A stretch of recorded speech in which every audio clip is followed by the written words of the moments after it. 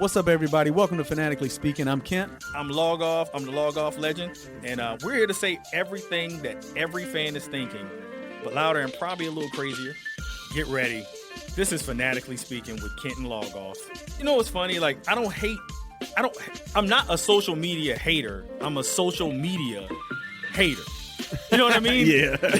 I don't want people to think that I get on the internet and start hating people on social media. That's not what I do. The first half was absolutely horrible. You know, just inept offense, inept defense, special teams, you name it. I'm going to turn into Oprah. Why were you so angry? He sucks this season. This game, whatever's going on, right? And the very next pitch, guess what they do? They double homer, and he's like, "Told you, Dad. Why are you always knocking down people?" You got the highs and the lows. Yeah. So I do that. You need the highs and the lows, and so I do that. Yeah. But I'm trying to be the voice of reason here. I am what I am.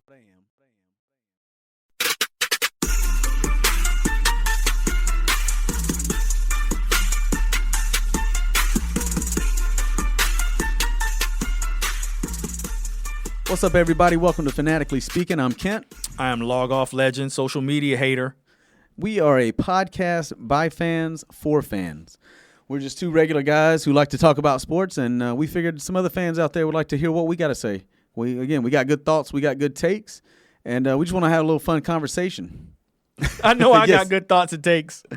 Yeah, and we're going to prove it. Right? Yeah. Oh, yeah. So to set this up, you don't know, Tom Brady, 7-time champion, multi-time MVP, handsome to some. Now he may look a little, I don't know. Lethargic. Yeah. Malnourished. I don't know. He needs a sandwich. But yeah, no. But, Tom Brady, dating supermodels and actresses and all these things. But we know who Tom Brady is, right? Now, of course, he works for Fox. He took Greg Olson's job. And then he got stake in the Las Vegas Raiders. Yes. I almost said Oakland Raiders. I promise you I almost said Oakland Raiders. It's hard. It is. Yeah, it's such a change. It's hard to say. God, I'm so old. It's still tired. I mean, don't say, yeah. So hard. When the teams move, man, you forget. Oh, yeah. Especially when you're old. Yes. So just off the top of your head, what are your thoughts on that? What do you think about the his situation specifically with the conflicts of him, having an ownership stake within the Raiders? Man, it's really interesting. I was trying to think of another time this happened where someone was, working in the media but then had a stake in the team, right? So the only one I could come up with, and again, I don't know if this is correct, if he was or not, but, Grant Hill was involved with the Atlanta Hawks. But he might have still been on the NBA TV, but it's not like the NFL. Right. So I don't know what Grant Hill was, if he was like, I don't know if he at the time was like doing games and getting involved in their coaches meetings and getting information and content so they could go on air and know what they're talking about. Tom Brady's doing that, right? He has to do his homework before calling a game. And so he's getting some information from these coaches. He's getting it, he's in these meetings, these production meetings. They got to have content. They got to have something to talk about during the game, and that way they're on point when they're on TV. So that's that one thing that was the big issue. And then, of course, at the game, apparently, he wasn't calling it, but then he was in, like, the coach's box, and so now he's involved, and it's wearing a headset. Yeah, so it's like, okay, there's that thin line, right? And is he crossing it? Is he not crossing it? And, of course, the NFL has been known to do this with, certain things with like punishments and things like that. I mean, for God's sake, they destroyed the Patriots videotapes of the Rams practice before the Super Bowl. If that tells you anything. Yes. And Brady has been known. I think that's part of it, right? He's been known to allegedly, air quotes, cheat, deflate footballs, videotape. Everybody's trying to get an advantage, but he seemed to go on a little out there to get that advantage. Now, the only thing I'll say is, again, the Raiders don't look like Tom Brady's giving them any information, right? But yeah, it's a little sketchy, and then I think it's just a bad look. Especially, it looks bad, I think, for the NFL. I think it looks bad for Fox because Agreed. Greg Olson does a really good job. Yeah, Greg Olsen does do a good job, Yeah. and I mean, he never really had those types of conflicts of interest. No. I want to pivot really hard here. I want to make sure you got your points out, and it's okay for me to kind of go on this. Yeah, my point is not. I don't have this huge stand on it. Okay. It's just my take is it's a bad look for the NFL. It's a bad look for Fox, right? I agree. Because again, and I think that I tied in Greg Olsen because Tom Brady got that job, got paid big bucks, never working the job yet, and Greg Olsen was doing a damn good job. And Brady said, "Hey, yeah, you're gonna take the next game. I got game of the week. I get Cowboys every week." Gotcha. Okay, so what I'd like to do is a hard pivot on this. Okay. And what we're going to do is this is going to be the first ever Fanatically Speaking Comedy Minute, okay? Okay. Cue the wacky music, we're not doing that already. Oh, no. Oh, we going to cue the wacky music. Let's get the music going in the background. Here's what I'm going to do for you guys. What I'm going to do is I'm going to read the full quote from Tom Brady about this situation. The full quote from Tom Brady, his words, from him wearing the headset up in the coach's box while being an owner of a team, having access to information. Whether or not he obtained it or did anything with it, we don't know. But I'm going to read you his words, and I'm going to start with this. This is from a Yahoo article from a good writer. I've read his stuff before. His name is Chris Quick, okay, the contributing writer to Yahoo Sports. And this is Tom Brady's quote. These are his words. Boy, is this funny. Quote, "I love football. At its core, it is a game of principles. And with all the success it has given me, I feel I have a moral and ethical duty to this sport, which is why the point where my roles in it intersect, not actually a point of conflict, despite what the paranoid and distrustful might believe. Rather, it's the place from which my ethical duty emerges to grow, evolve, and improve the game that has given me everything. When you live through uncertain and untrusting times like we are today, it is very easy to watch a person's passions and profession intersect, and to believe you're looking at some sort of a dilemma because you're blinded by distrust. It's hard to see anything other than self-interest. People who are like that, particularly to a chronic pathological degree, are telling on themselves. They're showing their worldview and how they operate. They're admitting that they can only conceive of interests that are selfish, that they cannot imagine a person doing their job for reasons that are greater than themselves. These kinds of people make horrible teammates, by the way." End quote. Those are words from a not criminally, but a convicted cheater. Yeah. This is someone who cheated. And what he did, his comments there, was a textbook deflection saying, "Hey guys, there is no way in the world it's me that's doing something wrong. I would never. All of you are wrong within your behavior, within your thought process, and the lack of trust that you have for me. It's your fault." I almost cursed. You know what? I'll bleep it out. Tom Brady. Yeah, the only thing I'm waiting for is Tom Brady to win that big fantasy pick, or win his bet on ESPN bet or whatever Fox Sports bet. Like, he's gonna know something's going on with the Raiders, so we're just waiting on that. Yeah. Right.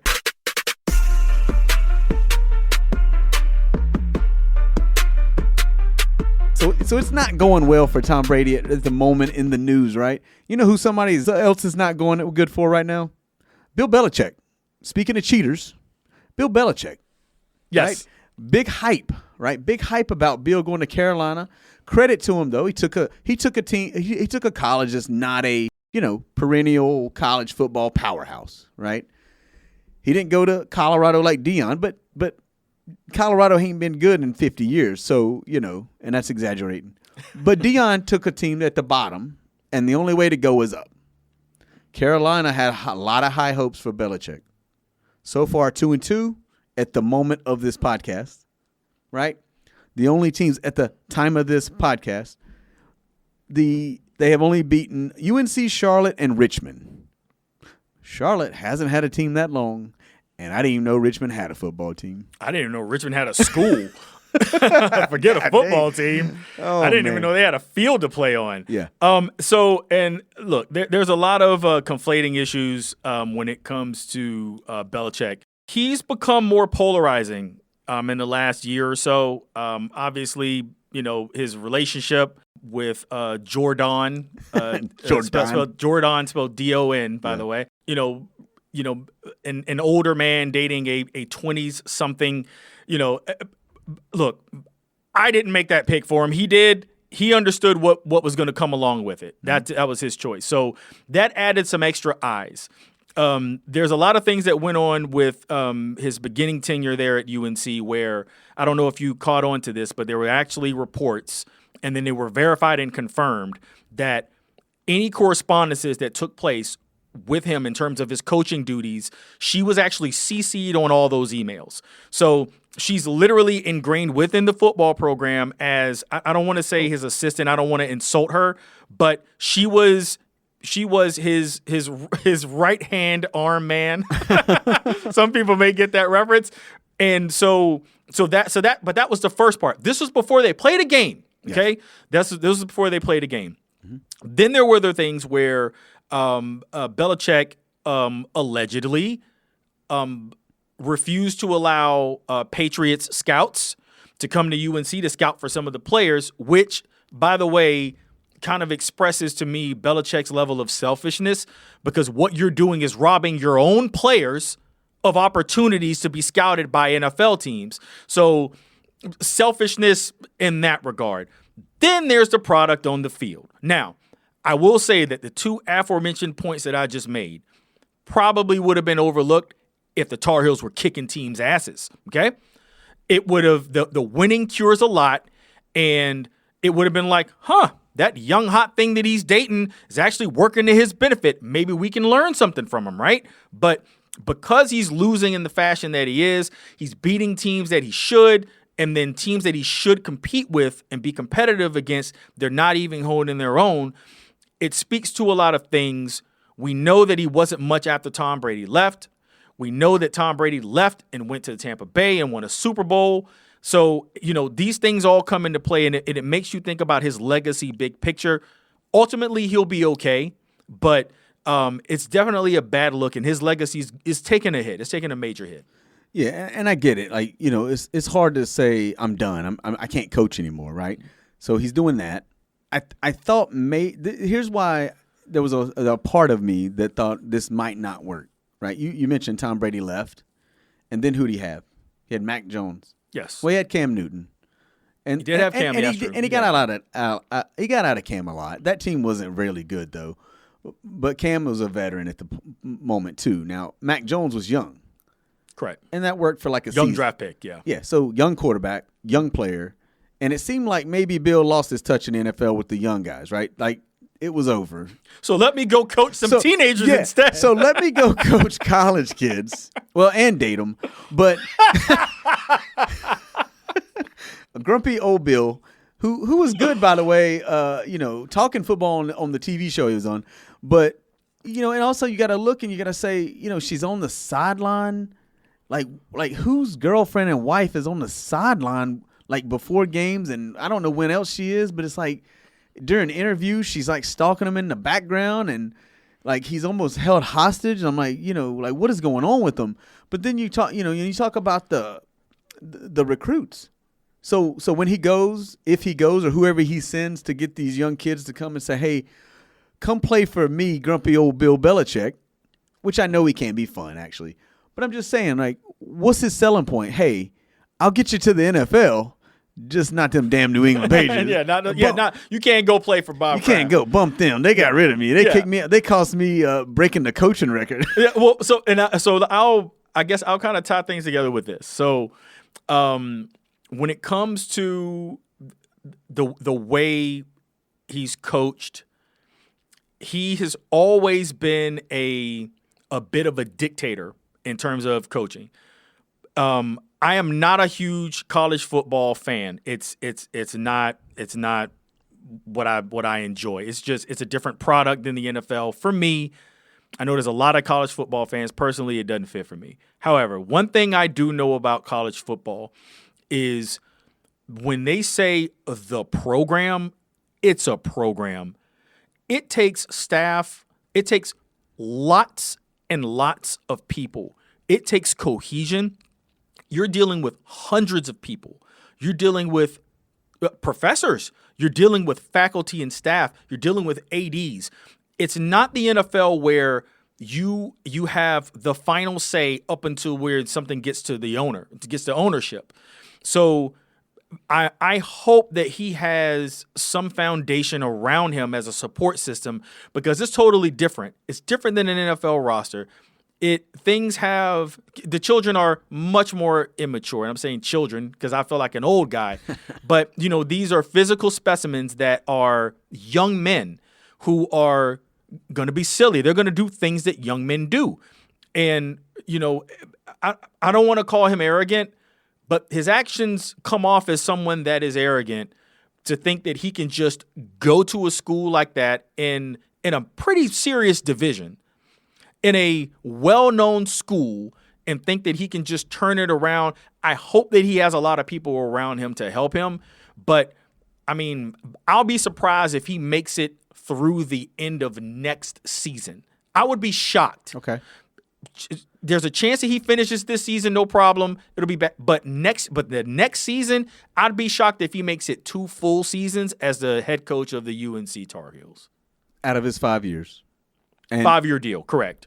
And he is an older man. No. So maybe he does want to kind of mail it in early and retire early and, travel the world, with his new wife. Who knows? If he does, word was that, he does have a buyout. Like, does the NFL bring him back?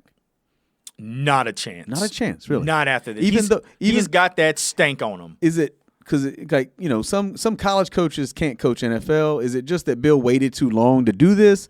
And then, you got if it was the NFL, do they want to deal with the circus of him and his girlfriend? I think it's just a question to be asked. I think he still's got it, and I think he could win in the NFL. And I bet you the Atlanta Falcons wish they had him right about now instead of Raheem Morris. But they chose to go that way. Possible, but he turned into one thing he's never been, which is a circus. He was so famous for being the exact opposite of what he is now. He's tarnished his brand. He's tarnished his reputation from what we all know and love of him as serious, no days off guy. It's totally he's lost it. He's lost that allure, and like you said, for a team to bring that in, I don't see it. Not for a reputable franchise who wants to make it about football. Dude, he'll be on the back pages every day. So the Dallas Cowboys are high. It's funny. I think Belichick's a bigger name than Jerry Jones. And there's not a chance in hell, and I'm just rambling now, but there's not a chance in hell that Jerry Jones hires Belichick and gives him the control that he wants. No, not going to happen. His ego won't let him. No, that's fun to talk about, but he ain't going there, man. It's not happening. It's just because it's a circus and the Cowboys are a circus. That's true.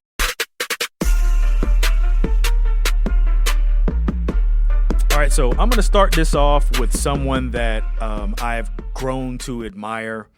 But he's a nerd as I am, a self-proclaimed nerd. And that is one Mr. Pablo Torre, who has right now the most popular sports podcast in America, Pablo Torre Finds Out.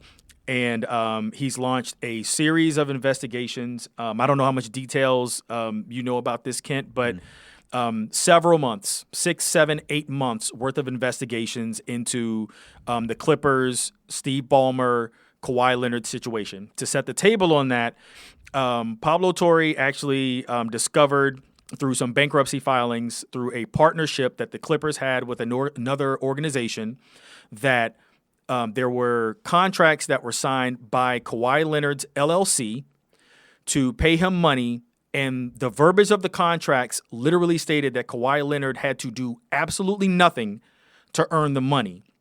Now, while that may not be an actual crime, the interesting thing is that Steve Ballmer invested tens of millions of dollars into this company that ended up going bankrupt. Yeah. And through confidential sources, through Pablo Torre's investigations, what he found was that speaking with actual employees, some of them who actually work for the accounting departments, that there was one thing while the company was running out of money, there was one thing that was certain, was that those Kawhi Leonard payments were to be made and that those checks needed to be cashed. So I'm not an expert. I don't have the documents. I did read some of them, I'll admit. Yeah. I did read some of them. But what it appeared to look like was that the Clippers were funneling money to this organization to pay Kawhi Leonard over what his actual NBA contract was. There's been accusations before when he was with the Raptors for same thing, where him and his Uncle Dennis, trying to get more than what was actually supposed to be negotiated through the CBA. You are a Kawhi Leonard hater for many reasons, so I cannot wait. I am bursting at the seams, just waiting to hear what it is you have to say about Kawhi. This is brand new, guys. I've known Kent for years. I have yet to hear these thoughts and opinions. I can't wait, dude. Go. What you got for me? Yeah. So, again, to set this up again, mad at Kawhi, left the San Antonio Spurs because, they wanted him to play basketball. And how dare them? How dare them? How dare them want a basketball player to play basketball? A great basketball player to play basketball. Yeah, NBA Finals MVP. Yes. Right? He did. Yeah, he came back from those free throws and then dominated LeBron. And I am grateful for that. But yeah, so I'm a little sour towards Kawhi. Like, he goes to Toronto and then wins a title, plays about damn near every game, just a monster. But then he went back to his old ways once he went to the Clippers. They've done absolutely nothing, won absolutely nothing. So my take on this, again, he's getting paid this no-show job, right, outside of his contract. It's a little sketchy, all these things. By the way, he gets paid a no-show job in the NBA as well because he barely is on the court. He got 2 no-show contracts? He's got 2 no-show contracts. Let's get that out there.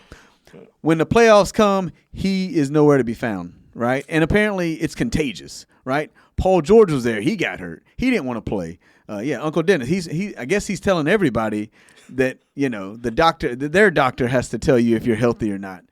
You don't want the Clippers to be good. Like, they put Steve Ballmer, he put all this money in. You put your faith in the wrong people. One, I mean, we can talk about Paul George and talk about Kawhi Leonard. I know we're on Kawhi right now, but then James Harden. I mean, you're picking guys, ones that either don't play or ain't won nothing in the NBA. But yeah, that's my take. He's got 2 no-show contracts, and when is enough? Like, you're stealing money anyways every single season. Like, I'd love to see the average of games he plays. Got it. He ain't making that 65 limit. Yeah, and I'll say this again. I'm immersed in this stuff. I've said it before. I'll say it a lot.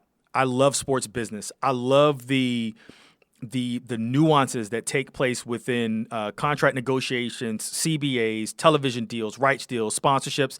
That stuff is interesting to me outside of being a fan of a sport. But there's one very, very interesting thing that took place within this Clippers Kawhi scandal. The company, I believe the name of the company is called Aspiration. Okay. Mm-hmm. That company was hemorrhaging money, and there's only 2 owners for the Clippers. There's Steve Ballmer, and then there's a business partner that Steve Ballmer has who was he went to school with him at Harvard. Steve Ballmer owns 99% of the Clippers. This other gentleman owns the other 1%. Okay? Kawhi Leonard was due a payment of $1.7 million. Mm-hmm. Days before that payment was due to Kawhi Leonard, this gentleman writes a check from his LLC for $1.99 million to go into Aspiration. And then days after that payment clears, a $1.75 million check to Kawhi Leonard is cut. Interesting. Very interesting. So you can call it a ridiculous coincidence. I'm not sure. Again, I'm really, really deep into the details of this. So a lot of people may find this stuff boring. But the other thing I'm going to say is that other owner who owns 1% of the Clippers, who made that payment of almost $2 million before Kawhi Leonard got his $1.7 million payment, his daughter also worked for the company. Oh, funny how that works. Cherry on top. So it's just a mountain of coincidences, and somehow, that organization wants people to believe that it's just all these strange circumstances for a player, like you said, who and the crazy thing is even for a player that doesn't play, we know how amazing he is. I'd never call him I'd never call him lazy. No. I'd never call him, say that he's not a hard worker. No. Injury prone, maybe. Yeah. But it's such a bizarre twist in story. I'll say this on record. If there isn't a hammer of an NBA punishment for these types of shenanigans of what, to me, appears to be a clear circumvention of the salary cap, yeah, what holds the competitive balance in the NBA to some authority is the salary cap. To allow someone that rich to just bypass it simply because they have that money and connections, it'll be incredibly disheartening to the organization that is the NBA that I love the most out of all organizations on the planet when it comes to sports. I love the NBA. This would cut deep if Adam Silver doesn't come down and make an example and kind of reassert himself as the true commissioner of this sports league. So they're not going to void Kawhi's contract. I don't see that happening. But what are you talking about? Fines and draft picks? I want it to be massive to where when you look at it, you go, damn.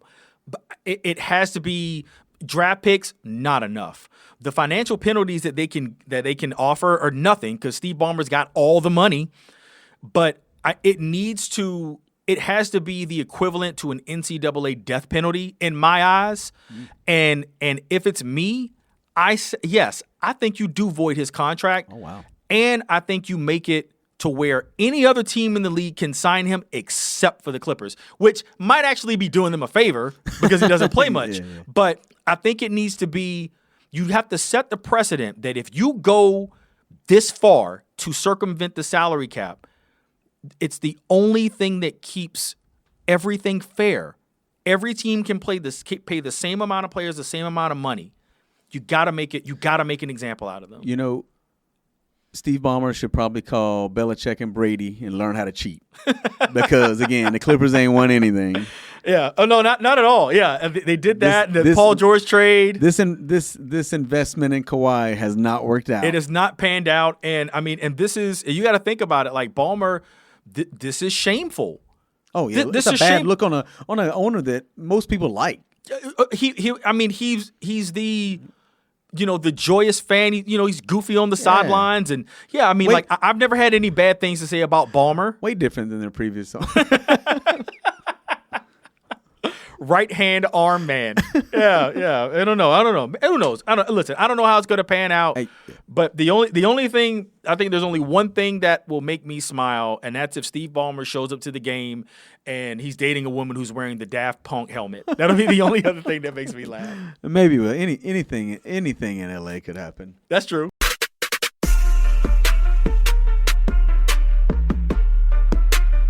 Okay, so again, here's our random, fun, off-the-wall topic. What would you rather attend? It's not a bucket list because I got some bucket list things later on we can talk about on other episodes. But this is one, of the big sports events, right? And I just got a long list here. We're not going to talk about all of them. I'm going to rattle them off here and then just get what yours is. So we're talking major historic championship sporting events of all types. Yeah. So what would you rather attend, right? You want to go to the Super Bowl, NBA Finals, which it had to be like a Game 7, World Series, again, have to be in a Game 7. Again, I've never been to either one, so I would take any game of an NBA Finals or World Series. Got WrestleMania on here. I have attended one of those. But Stanley Cup, World Cup, the Masters, and Wimbledon, I think is probably the biggest tennis, right?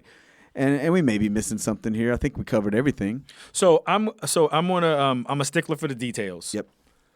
I want to change this just a bit if you don't mind, sir. Go for it. It's got to be one day. Because, for example, like an NBA Finals, you can say NBA Finals, who knows how many games that's going to be. World Series, same thing. Mm-hmm. So we're talking about you get to attend you get one day. Oh, yeah, one game. One time. Yeah. Of all these, I'm a bigger fan of the NBA. I've made that clear. Yes. I'm going to a Super Bowl. Okay. And I don't even give a shit who's playing in it. But I want to go to a Super Bowl, experience the highs and lows and the drag that is the entire day that a Super Bowl experience is. Long ass halftime show, long halftime, but all of the pre-production things that go on. For me, out of this entire list, one day, give me a Super Bowl. That's a really good one. And correct me if I'm wrong on this. And we used to talk about this. If the Philadelphia Eagles made the Super Bowl, you wanted to be in Philly. Always. Yeah. And this last time. Yes. The last Super Bowl, I went to Philadelphia and partied amongst my brethren. And I will say I landed, got to my hotel, and this is my first time. I'm going to share it live on the podcast. Okay. I was saddened that you didn't come with me, man. I really was. It would have made it that much better. It was, the vibe in that city was unlike anything else. And look, I'm too broke to go to a Super Bowl, but I had enough money to go to Philly. Yeah. And to walk those streets, everything coated in green, and I don't think there was one crime that took place it was really the city of brotherly love. And I was very disappointed that you couldn't go. So if they ever make it to another Super Bowl, we're going to have to do what we got to do to get you to Philly. Yeah, Super Bowl is obvious. Like, I'm not going to take the same one you said. Like, I would love to go to a Super Bowl, and I'd love to see the Eagles in a Super Bowl and be at that game or be in Philly for the Super Bowl. And even though I went to WrestleMania 27 in Atlanta, Georgia, at the Georgia Dome, and it was a great experience, but, I want to go back. I never went back. Okay. I want to go back now. If you didn't know, I don't know if you know, but it's a 2-day event now. Okay. Right? That I didn't know. Okay, so hold on. So WrestleMania, what year did you go? That was 27. It was 2011. Okay. Who was the main event for that? That was The Miz and John Cena. Got it. Okay. And on that card, now I'm going to tell you this. I don't want to get into a rant on wrestling, but again, that WrestleMania gets a lot of knock, right, as being one of the worst WrestleManias, which hurts me because I was there. Got it. It wasn't the greatest, right? I mean, I understand that, but you still had The Miz, John Cena. The Rock was the host. He ended up costing John Cena the match, which set up the next year's main event, which was The Rock and John Cena. Now, of course, at this point, The Rock had not been wrestling for almost... Yeah, he was gone a while. He had been gone I do remember that. I don't know anything about wrestling, and I remember so that. he had been gone a minute doing his movies, So this was his huge comeback to actually wrestle and be involved in some major storylines. Also on that card, you had the first Undertaker Triple H match, unbelievable match. You had CM Punk versus Randy Orton, great match. Now Cody Rhodes right now is very popular, and he's the guy. He's the champ. He's the face of the company. Back then, he was Cody Rhodes with the mask, where he had broke his nose from Rey Mysterio. Not to get into nerdy details about wrestling, but I liked that Cody Rhodes, and I was always a fan of him. So that match was really good, even though I didn't get to see it live because Kingston at the time was 2 and had to go to the bathroom in the concession stand. But at that Mania, though, you got Stone Cold Steve Austin was at that Mania. Trish Stratus was at that Mania. She wrestled. Stone Cold was in Enforcer. So there was good things that happened at that Mania, but now it's a 2-day spectacle. Saturday night, night 1, WrestleMania, and night 2, WrestleMania on Sunday. So you got 2 nights, give or take however many matches. So now you got 2 main events. You got Saturday night and Sunday night. They're considered equal, but we all know Sunday's the main one.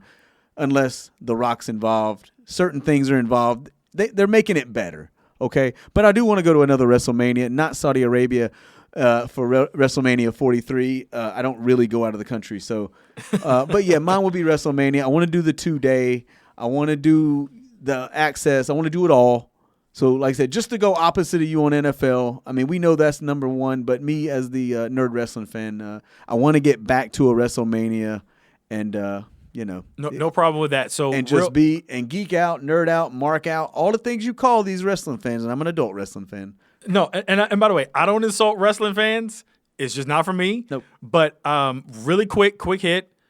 Dream matchup, WrestleMania, really fast. Go of anybody or like right now. You get to go. So realistically, you get to go. Realistically, you get to go. The match, right? Yes, you get to pick who versus who. So I'm gonna go Cody CM Punk.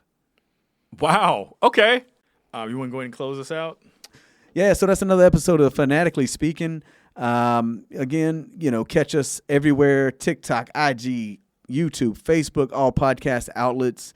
Again, leave us comments, feedback. We take it. We love it. Like, subscribe, view, share, follow.